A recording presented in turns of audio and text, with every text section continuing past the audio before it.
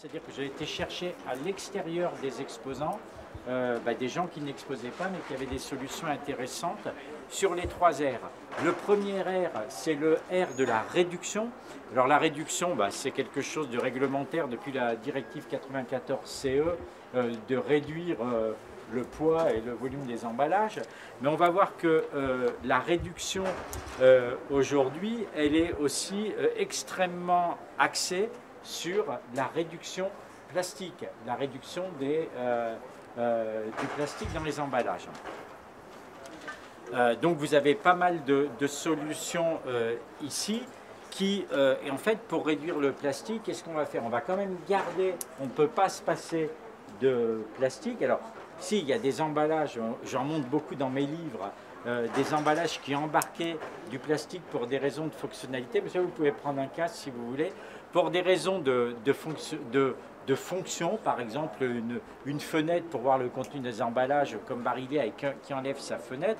Mais en fait, on ne peut pas faire grand-chose, et même on peut faire quasiment rien sans plastique et assurer des propriétés barrières, parce que je le rappelle tout le temps, la fonction primaire, une des fonctions essentielles de l'emballage, c'est de conserver un produit agroalimentaire. Et aujourd'hui, on ne sait pas difficilement le faire avec autre chose que du plastique ou du verre. Vous allez voir d'autres matériaux. Et quand on a ces matériaux d'emballage qui revendiquent d'être en papier, ils contiennent néanmoins une part non négligeable de papier qui peut aller des fois de 50% de plastique, 50% de carton. On va considérer actuellement, mais ça va changer en France, qu'on va intégrer la filière de recyclage à partir du moment où on va basculer au-dessus des 50% de fibreux. Néanmoins, je rappelle toujours qu'en Belgique, c'est 85%, en Allemagne, c'est 95%. Donc, pour intégrer, et que de toute façon, l'idée de ces emballages, c'est qui intègrent du plastique, c'est de réduire la quantité de plastique. Alors ils sont beaucoup décriés ces emballages pour plusieurs raisons. Une raison d'abord de poids d'emballage, c'est-à-dire que le plastique c'est extrêmement léger et quand vous mettez du papier, c'est un peu plus lourd. Cela dit, on voit notamment dans une solution comme ça et une solution que vous avez aussi ici de chez Pacartis, qu'en fait la quantité de papier, elle est quasiment, elle est extrêmement légère, elle est très fine. Donc il ne faut pas comparer des emballages qui sont des emballages, notamment ces barquettes naissants, parce qu'on les voit apparaître depuis 4-5 ans, et à des emballages qui ont 30 ans d'âge et qui ont largement le temps de s'être amélioré, de s'être réduit. Et c'est ce qui était intéressant dans la solution de Généomat là-bas, c'est qu'on a du plastique, certes, et on a une barquette en carton, mais qui est extrêmement allégée avec une solution un système réemployable pour la mettre en forme, et il n'y a aucun point de colle. C'est-à-dire que c'est une barquette en carton sans point de colle, mais par son système de fabrication, elle est formée et elle tient. Vous avez aussi la deuxième grande tendance, c'est la tendance du recyclé-recyclable. Donc le recyclé, c'est d'intégrer de la matière recyclée, et là encore la loi AGEC oblige les metteurs en marché, vont donner des taux de réincorporation en fonction du type d'emballage. Ces taux, je ne les connais pas par cœur, encore une fois, vous les retrouverez dans mon bouquin, parce que c'est tellement compliqué, puis ça bouge en plus, mais aussi de rendre aussi tous les emballages recyclables. Alors, la réincorporation de matière, elle est intéressante, puisque la réincorporation de matière recyclée, elle ne vous permet pas d'obtenir la même qualité, par exemple, de transparence que le plastique vierge. Et là, on voit par exemple des barquettes qui ont une drôle de couleur. Hein, c'est pas pour des militaires, c'est pas pour des barquettes camouflées, c'est juste des barquettes qui réintègrent une part de matière recyclée, donc de PET recyclé issu des bouteilles, une part de PET vierge, et bien la couleur des bouteilles mélangées donne cette couleur. Vous avez aussi pas mal de solutions d'emballage en monomatériaux, c'est-à-dire monorésine, monopolymère, donc des poches en mono PE, des poches en mono ou des emballages comme celui-là de glace full mono PE avec une étiquette IML, c'est-à-dire intégrée, et qui sont des emballages recyclables dans les filières dites. Alors aujourd'hui, là, on va dire que la filière qui fonctionne, bon, les filières qui fonctionnent parfaitement en recyclage du plastique, c'est le PET et les bouteilles, notamment les bouteilles, mais la filière du PE polyéthylène est en train de se muscler, notamment dans les souples, et la filière du polypropylène, PP, est là beaucoup plus en voie de mise au point. Et ce qui est intéressant, aussi pour ce CEFIA par rapport aux autres, et qu'on voit apparaître, on m'a fait la réflexion ce matin, c'est que en fait, la partie liée au réemploi, c'est-à-dire le troisième R, est en train vraiment de se développer, d'avancer à une vitesse. Et là, on a beaucoup de metteurs. Ce matin, on a de nouveaux, alors des startups et puis des entreprises beaucoup plus confirmées qui se mettent au réemploi. C'est tout ce que vous avez ici. Alors, le réemploi, aussi bien pour les cafés, hôtels, restaurants, mais et avec différents matériaux. Donc les plus, je dirais, nouveaux vont être l'inox, l'intégration de ces barquettes inox que l'on voit maintenant qui peuvent s'operculer avec du papier, avec du plastique et qui sont réemployables, lavables.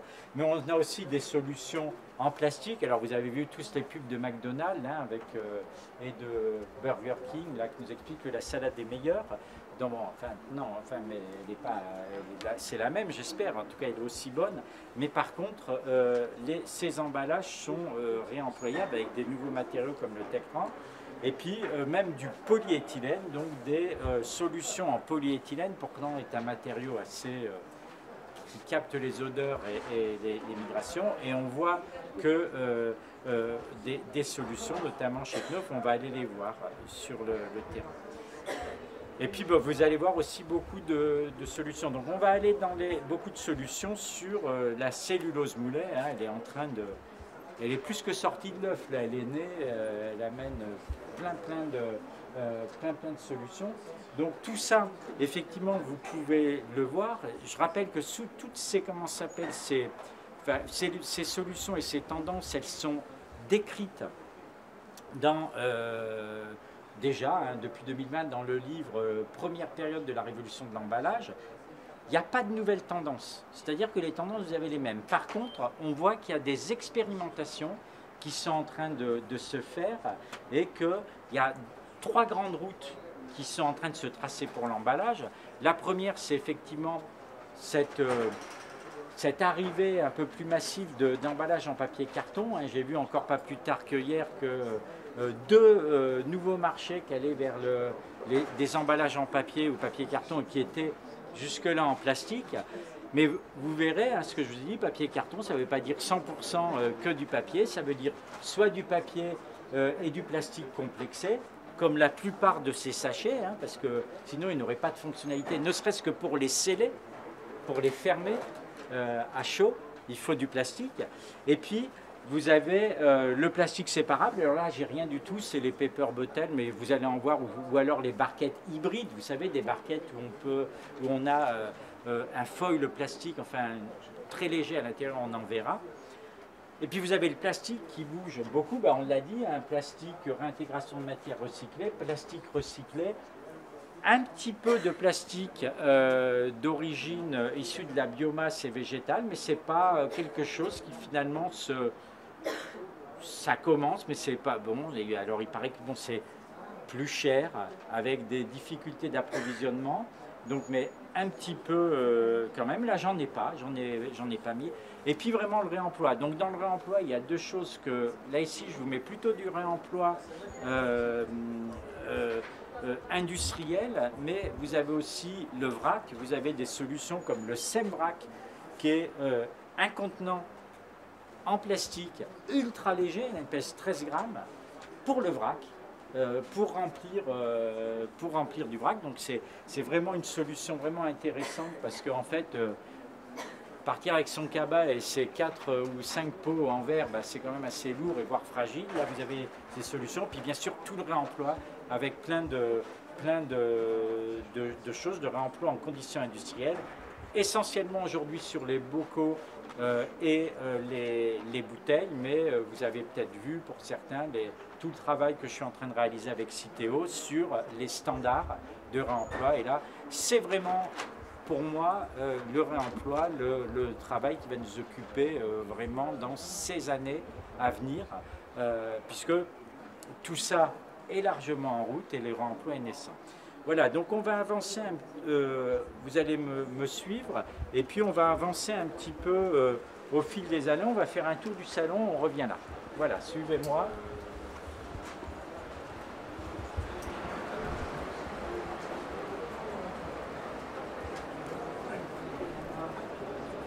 L'avantage, c'est que c'est adhésif, il n'y a pas de colle. Le stand de Coveris. Pardon messieurs, on va juste s'arrêter au stand de Coveris ici. Je vous amène 30 ou 40 personnes. Venez là, passer derrière moi.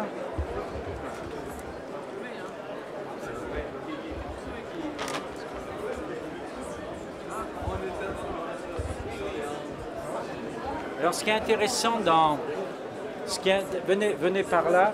Ce qui est intéressant dans la vitrine que vous avez ici, c'est qu'en fait vous avez un résumé un petit peu de ce que je vous ai dit tout à l'heure, où on va voir des barquettes mono-PET, c'est-à-dire qu'avec du PET, donc le PET se recycle bien, donc des barquettes plastiques mono-matériaux, mono-PE, mono-PET, et donc qui vont intégrer la filière, leur filière de recyclage, mais vous avez aussi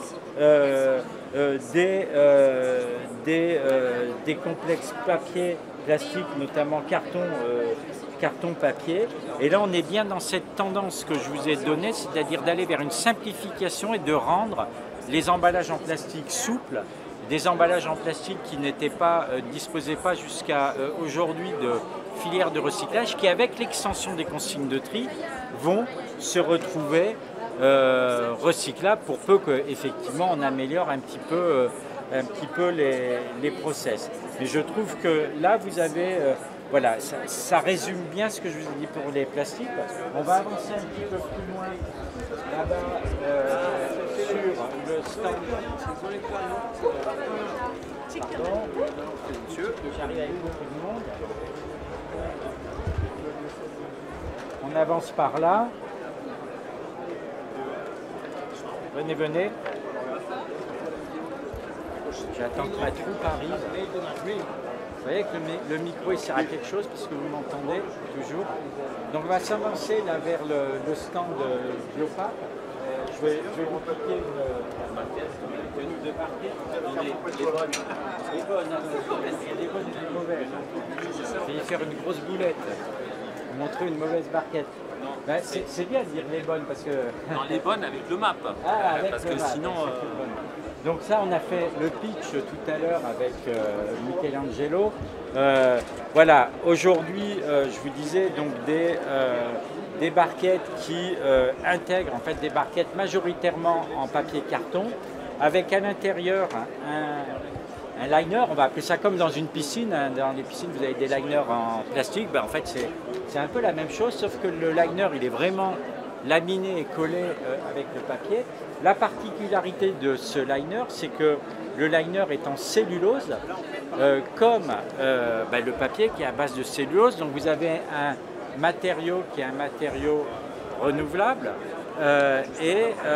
avec un opercule en cellulose qui permet d'être barrière à l'oxygène et d'avoir finalement une barquette dont la finalité est d'aller vers le recyclage, mais qui peut aussi, dans le cas de celle-ci, être compostable en compost industriel, voire en home compost, même si ce n'est pas la destination, la meilleure destination, quand je dis tout le temps, dans l'ordre des choses, c'est ce qui n'est pas beau, enfouir, ce qui n'est pas très beau, brûler, ce qui est encore un peu mieux, composter, ce qui est bien recyclé, ce qui est très bien réemployé. Voilà, il y a quand même un degré des choses, mais on ne peut pas toujours tout faire. Donc voilà, donnez-vous bien l'ordre des choses à faire avec un emballage, pas que pour polluer, c'est pas une question de polluer, mais c'est souvent aussi une question de sauvegarder, de préserver nos ressources naturelles, voilà, qui ne sont pas, je dis toujours, la loi AGEC, on pense, c'est pour une économie, c'est anti-gaspillage pour une économie circulaire, mais anti-gaspillage est écrit en très très gros, parce que voilà, il ne faut pas gaspiller les matériaux. Donc vous verrez au passage chez Barquette et puis vous revenez, bien sûr. Voilà, donc on va avancer, on va aller, tiens, de ce côté. Je fais comme si j'improvisais, mais j'ai tout révisé avant. Alors, la barquette que nous venons de voir est une barquette faite, avancez, avancez. On va tous se mettre là, bonjour. Avancez, on va se mettre là autour. Je vais prendre une barquette à ces messieurs. Donc la barquette que vous avez vue à l'instant, je vais vous laisser avancer, était une barquette avec un papier qui était formé dans une forme un petit peu comme une barquette en plastique thermoformé. Ici vous avez finalement les mêmes types de solutions avec des barquettes avec du papier plié. Donc on part toujours d'une feuille, on la plie. Celle que je vous ai montrée dans la vitrine, c'était un peu la même chose, sauf qu'elle n'avait pas de colle. Donc il y a plein de solutions, mais c'est toujours le même principe d'une barquette base papier qui va intégrer toute l'impression et une barquette sur film. Je vais vous demander juste de me tenir le micro parce que je vais vous la massacrer, la barquette. Je suis désolé. C'est là pour ça, on va dire. Ne massacrez pas celle-là, s'il vous plaît, parce qu'on vient de les fabriquer. Ah, alors je vais en faire. Donc je vais en massacrer une autre.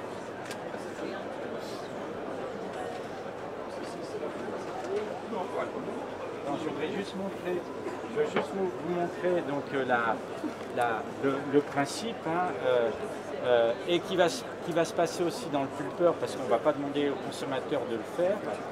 Mais ouais, allez-y. Pour ça, à chaque fois, je demande. Voilà le principe.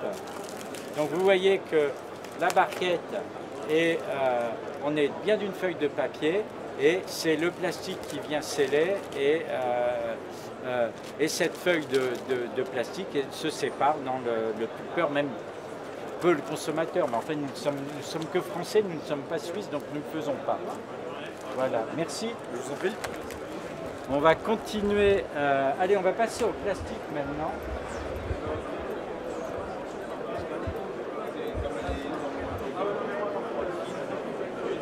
On va passer au plastique, on arrive nombreux, décidément que de caméras. Venons là, venez, avancez-vous vers moi parce que vous ne verrez pas.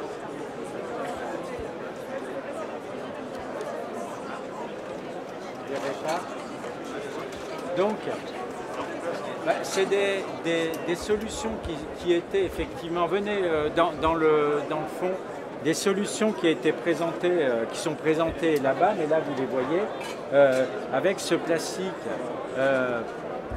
donc c'est du PE, du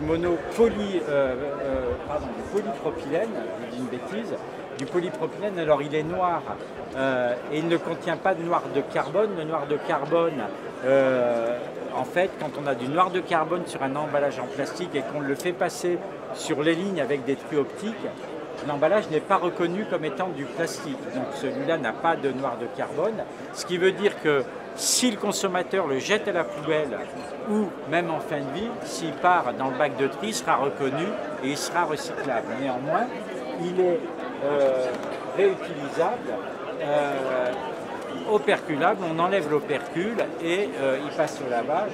Donc Knauf nous le certifie pour 20, une trentaine, 20, 30 usages, voire plus.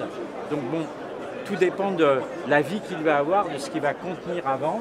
mais en fait on est quand même dans des solutions qui se développent même sur du polypropylène avec des possibilités pour le réemploi. Alors on va continuer par là. Hop. On va continuer par là. Voilà les premiers, maintenant c'est les derniers. Allez, suivez-moi. Allez vers...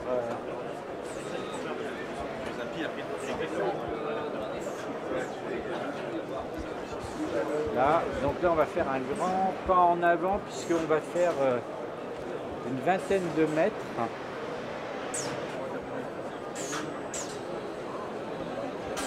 On va faire une vingtaine de mètres après Knof. Et on va passer là chez Legiatech. Et vous pouvez avancer un petit peu. On va avancer ici. Là, ici, par exemple, quand vous allez passer devant le stand de Legiatech, c'est les solutions d'operculage que je vous ai montrées sur le stand là-bas en inox sont faites par cette société qui est spécialiste dans les films un petit peu, on va dire, complexes pour perculer des choses complexes. Hein, on va dire ça comme ça. Donc vous pourrez les voir. On va, suivez-moi, aller voir aussi d'autres choses. Donc je fais le tour. Et là au passage, quand vous allez passer ici, on va passer devant le stand aussi bien du Tamaki et puis ce stand ici, le stand d'INA. Et là vous voyez aussi, vous regardez à droite à gauche et vous allez trouver toutes ces solutions qui embarquent de papier et carton, qui embarquent du plastique. Donc on reste vraiment dans ce que j'ai mis. Donc vous avez Tamaki avec tous les pots là au standard A41 et puis vous allez là encore une fois voir des barquettes de gauche à droite, des barquettes qui intègrent du plastique.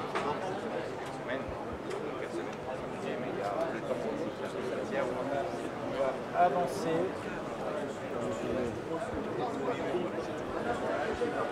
Avancer un petit peu.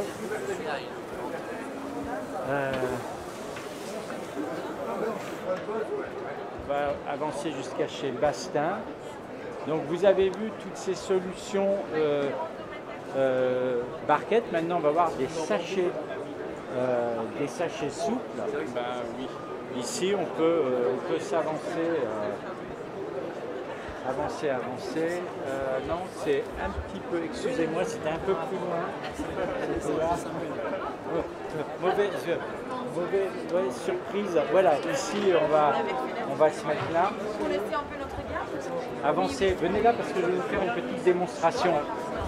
Là, il y a une démonstration et quelque chose d'intéressant. Alors, c'est en dehors du spectre des 3 R, mais vous savez qu'une des fonctions de l'emballage, c'est d'informer le consommateur, mais aussi, alors c'est pas une fonction, comment dire, essentielle de l'emballage, mais de faire aussi un petit peu de marketing. Alors ce qui est intéressant avec ces emballages, c'est que vous avez un décor et quand vous les...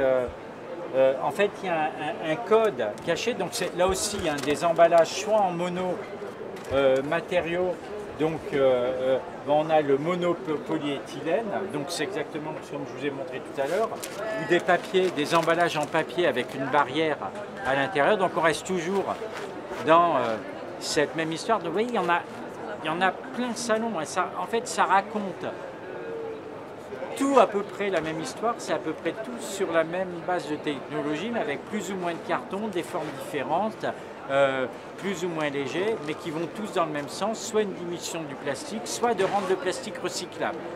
Il n'y a pas d'autre histoire derrière tout ça.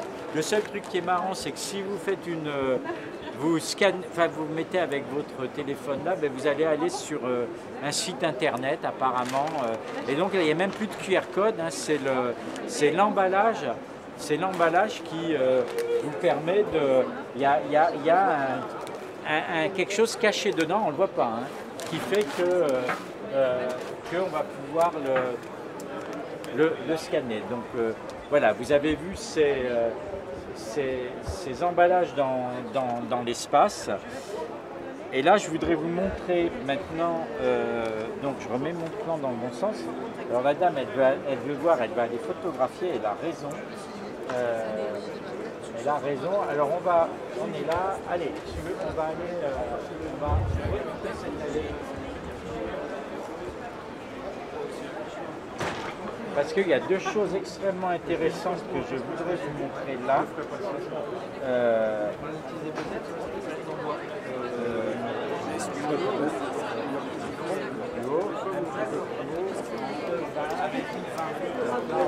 Avancer.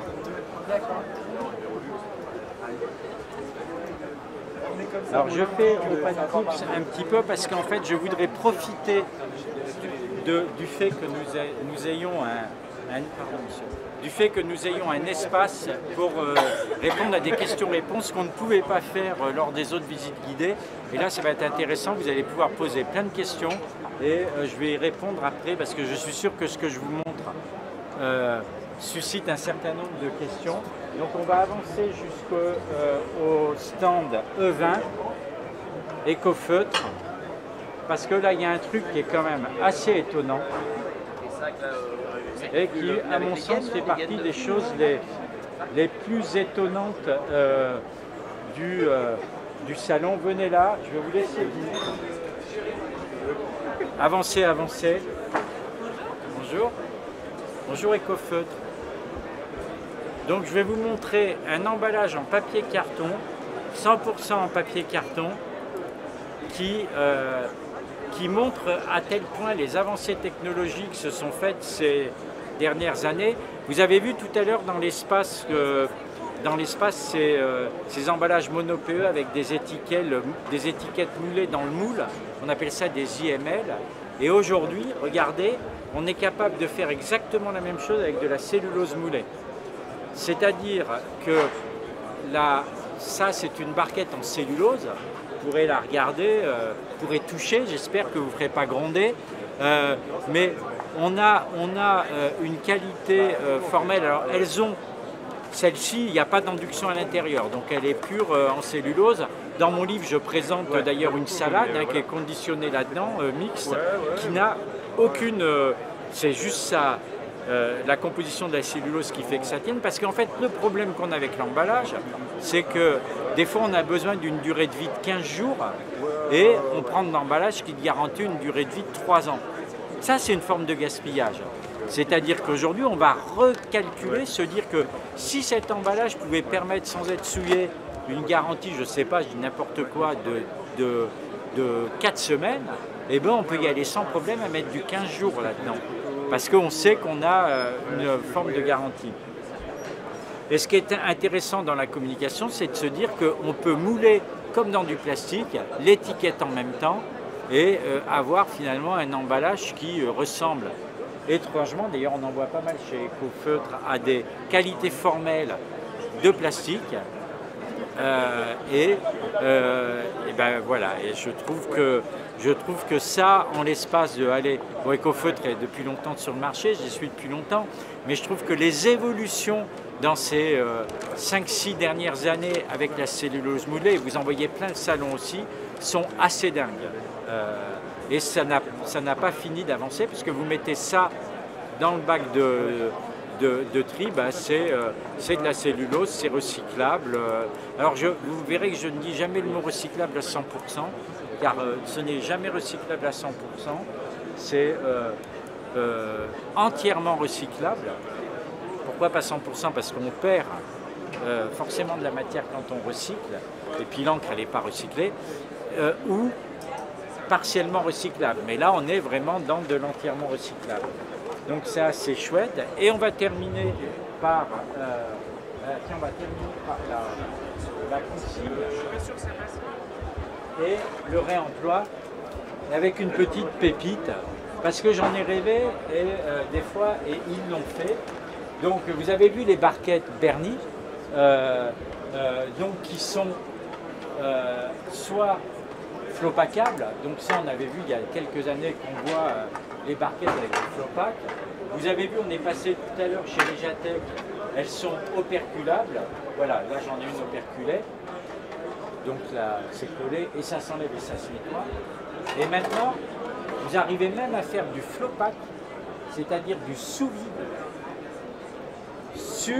C'est génial, dit la dame là. Mais regardez, du flopac sous vide sur une barquette en inox remployable. Et donc vous enlevez le film et elle est nettoyable et réutilisable. Vous vous rendez compte à la vitesse où les choses sont en train d'avancer, puisqu'il y a les barquettes de Berny, il y a 3 ans, je présentais les premières. Et on en est déjà arrivé là. Alors bien sûr, c'est encore à l'état de pas de prototype, puisque ça marche, mais je peux vous dire que dans peu de temps, c'est vraiment sur le marché. Et quand vous voyez ça, ben, vous vous dites que le réemploi va avancer vite, parce qu'il se passe des choses assez étonnantes. Voilà, donc vous pourrez revenir chez Berny. Ce que je vous propose, on va retourner à l'espace et puis on va faire une petite session de questions-réponses si ça vous va. Ok? Venez, suivez-moi. Donc là, je vais avancer un peu plus vite. Donc vous verrez, vous avez de la cellulose moulée un petit peu partout. Vous avez d'autres matériaux aussi. Là, à droite, vous avez vraiment de la céramique. La céramique, peut-être va aussi se développer dans la partie du réemploi. Là, à droite, vous avez les barquettes hybrides qui existaient depuis longtemps, qu'on a déjà vu. Et vous avez vu qu'on fait aussi la même chose. Finalement, c'est la même technologie, ces barquettes que vous avez hybrides, que la technologie qu'on a vue tout à l'heure sur Berny. Donc tout ça est en train d'avancer. C'est Cryovac, hein. C'est d'ailleurs la personne qui les opercule, l'entreprise. Et on va arriver au stand, on va s'asseoir sur l'expo, on va s'asseoir sur les poufs et puis on va se faire une petite session de questions-réponses. Et comme ça, vous pourrez aussi rendre vos écouteurs. Donc on va se mettre là. Ouais, on va se mettre là. Allez-y, se mettre là. Autour. Allez, Et si vous avez des questions, on s'assoit et là on se fait une petite discussion. Remettez vos... Voilà. Morane va vous les reprendre. Moi je m'assieds. Hein. Ah, parce que quand même, aujourd'hui, il y a quand même eu 10 pitchs dans l'espace 3R Pacte Solutions. 10 pitchs, une visite guidée. Je crois que je vais bien dormir ce soir. Alors, à qui le tour? Est-ce que cette visite, j'enlève mon micro, je n'en ai plus vraiment besoin. Est-ce que cette visite vous amène à des questions? Est-ce que... Voilà, je vous laisse... Moi j'ai une question oui. par rapport au cheminement de la consigne sur, oui. sur les emballages en inox. Alors, vous parlez de la consigne donc pour réemploi. Alors, aujourd'hui, vous avez deux types de consignes. Enfin, de consignes, on va appeler de réemploi, parce que je n'aime pas appeler le réemploi la consigne, parce que demain, vous aurez peut-être aussi de la consigne pour recyclage, de la consigne pour réemploi. Mais aujourd'hui, essentiellement, les initiatives que vous voyez sont des initiatives que je qualifierais de locales, c'est-à-dire dans des petits périmètres. D'ailleurs, Berny opère beaucoup dans cette région, autour de Nantes. Pourquoi? Parce que le réemploi n'a aucun intérêt de faire parcourir des milliers de kilomètres à des emballages, c'est-à-dire emballer à Strasbourg, envoyer des emballages à Marseille et les remonter à Strasbourg, voire plus, hein, avec Loop, on a vu quand même un petit peu plus. Mais cela dit, localement, donc, et là j'ai beaucoup de start-up, Bocoloco, Yora Boutabou jeudi. Vous avez beaucoup de startups qui visent déjà, démarrent par un réseau plus local et qui, à terme, vont essayer d'aller sur un réseau national. Parallèlement à ça, la loi AGEC a demandé à l'éco-organisme, donc en l'occurrence Citeo, de travailler, de développer, de définir des standards, des emballages standards réemployables au niveau national, justement pour qu'un metteur en marché de bière à Strasbourg mette sa bière strasbourgeoise dans une bouteille, qu'elle aille dans toute la France, et puis que la bière, par exemple en Bretagne, soit achetée, et puis bu en Bretagne, rendu en Bretagne et rempli par un metteur en marché en Bretagne, et puis finalement quelqu'un qui va en vacances avec la bière, la braise bière, et qui va chez moi en Haute-Savoie, et il va rendre sa bouteille peut-être en Haute-Savoie alors qu'il l'aura achetée en Bretagne, et elle va être rendue en Haute-Savoie et remplie par les brasseries du Mont-Blanc. C'est ça le réemploi au niveau national avec des standards, c'est de dire que on va avoir un standard français, et d'ailleurs ils ont été présentés le 19, je les connais bien parce que c'est moi qui les ai dessinés et mis, vous pouvez voir ça sur mon site. Ils ont été présentés par Citeo, ces emballages en plus avec un signe distinctif, un petit R avec un cœur dedans. Hein. Pourquoi? Parce qu'un emballage réemployable, son cœur n'arrête pas de battre après son premier usage, il continue. Et parce que, en fait, le R, parce que réemployable, retourné, etc. Et donc là, il va y avoir des standards, aussi bien en verre, pour des liquides, mais on va travailler aussi des standards en inox, on va aussi travailler des standards, pour certains, des standards en plastique, on n'exclut rien. À terme, il y aura une trentaine de standards pour couvrir les besoins de 18-20 marchés, encore même peut-être plus, enfin des technologies, et qui vont pouvoir tourner dans toute la France avec des centres de lavage maillés dans le territoire, et qui feront qu'un emballage réemployable ne devra jamais faire plus de 200 km pour être lavé et rendu. Alors, je vais vous répondre à votre question, et donc, mais c'est ça, on est, je dirais, à l'an zéro de ça. Il va falloir le temps, et je dis toujours aux gens, bon, alors, c'est moi qui ai les cheveux blancs, même le plus blanc de l'assistance. Moi, j'ai assisté au début de la mise en place de la collecte sélective dans les années 90. On en est à peu près au même point sur les réemplois.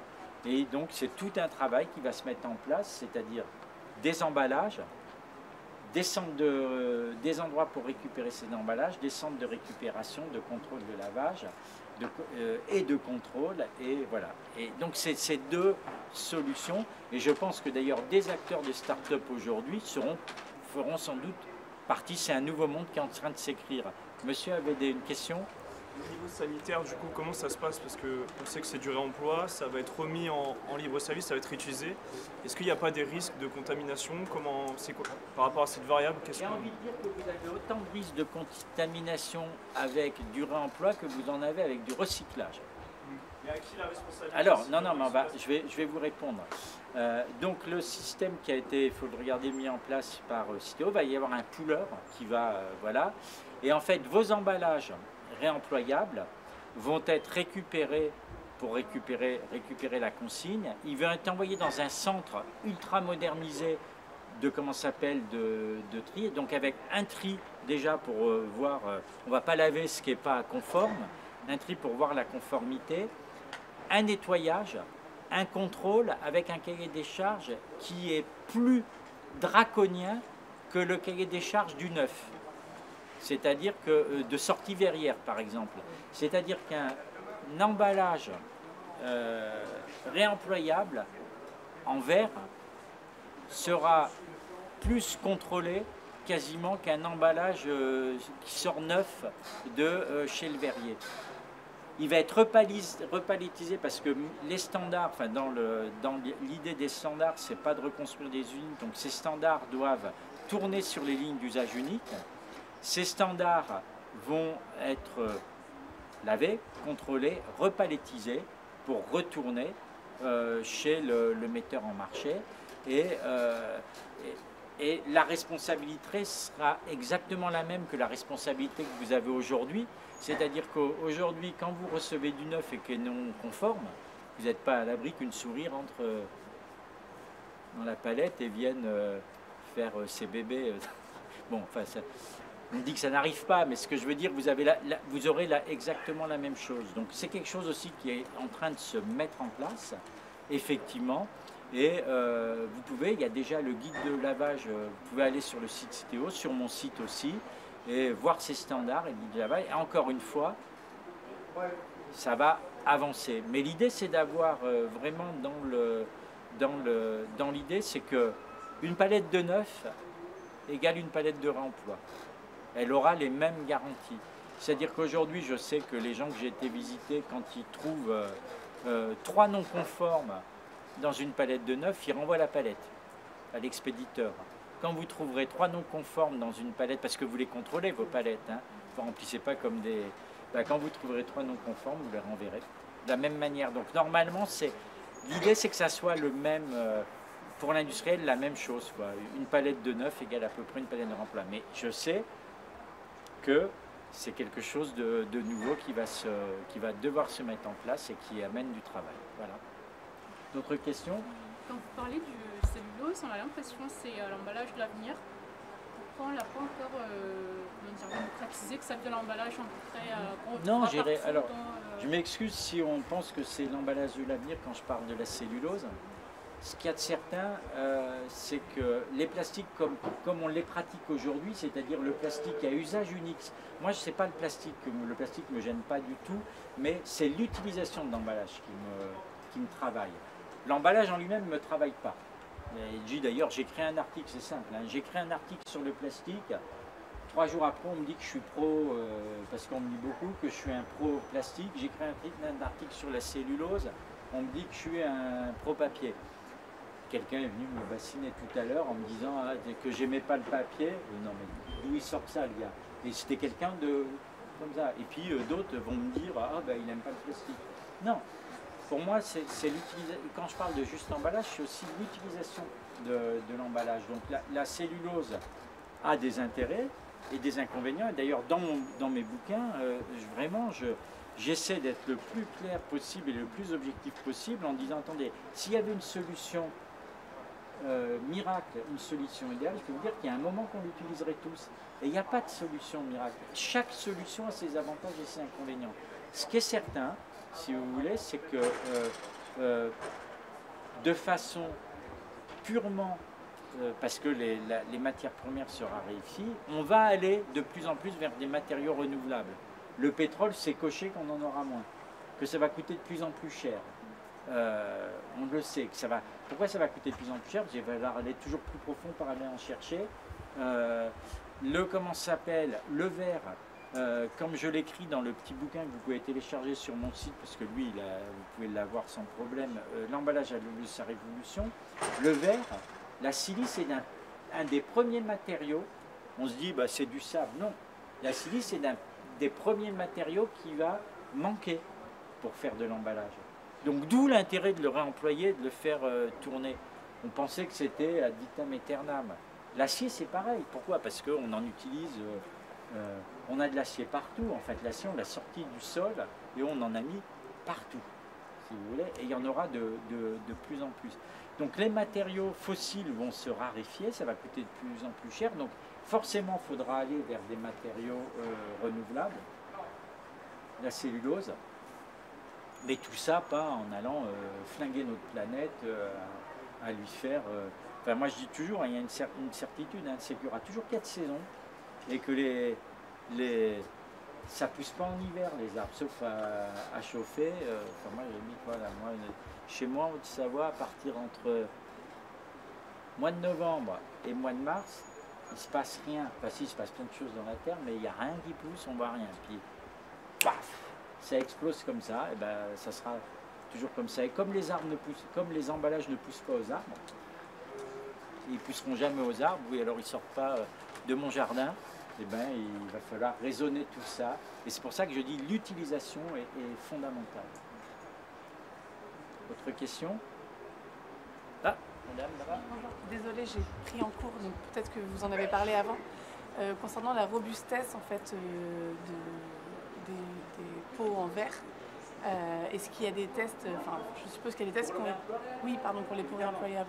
Tous les metteurs en marché, puisque pour faire les standards, j'ai visité l'année dernière, j'ai fait à peu près 250 ou 300 interviews et j'ai visité 30 entreprises remplisseurs.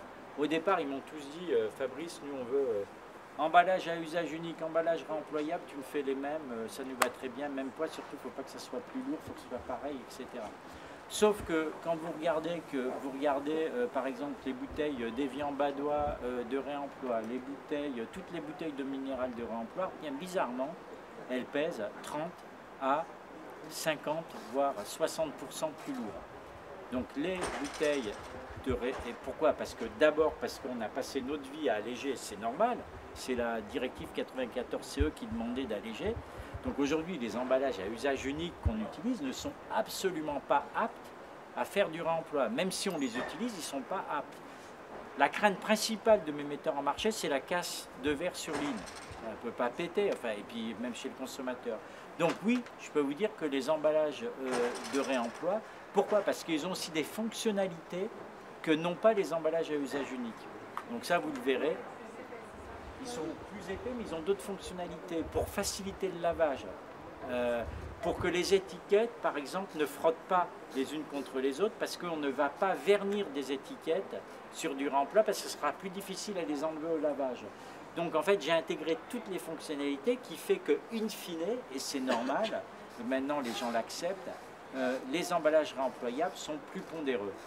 Et ce n'est, avec les analyses de cycle de vie que nous avons fait, ce n'est absolument pas un handicap, au contraire, parce que ce qui fait l'intérêt d'un emballage réemployable, ce n'est pas son poids, c'est le nombre de rotations qu'il va faire. Et il vaut mieux avoir un emballage réemployable plus lourd, qui va faire sans problème 50 voire plus rotations, qu'un emballage réemployable allégé, optimisé à tout crin, qui va péter de façon inexorable de toute façon et qui n'arrivera jamais à l'ensemble de ces rotations. Donc ils sont plus lourds et comme je pense que Evian, Danone, enfin tous les minéraliers, j'étais encore chez un minéralier la semaine dernière, je leur dis c'est quoi de faire de l'eau? C'est rien, c'est protéger ta source, mais ces gens qui mettent de l'eau en bouteille, ce ne sont que des spécialistes de l'emballage et de la logistique. Et quand tu fais de l'emballage et de la logistique, il y a deux trucs que tu veux faire, c'est optimiser, optimiser, optimiser. Donc baisser le poids et voilà. Mais le réemploi nous amène vers un petit peu autre chose, parce que d'ailleurs si on avait du réemploi aujourd'hui, on parlerait moins de pénurie. Hein. Parce que les emballages, ils seraient là. Voilà. Donc, on aurait moins de problèmes de pénurie de matériaux et d'approvisionnement. Voilà, bah, écoutez, super, je vous remercie. Pour ceux qui veulent mes bouquins, une petite séance de dédicace va suivre, et puis voilà. Et après, je vais me coucher, je suis fatigué. Au revoir, à demain, je serai en forme. Pour se réemployer demain.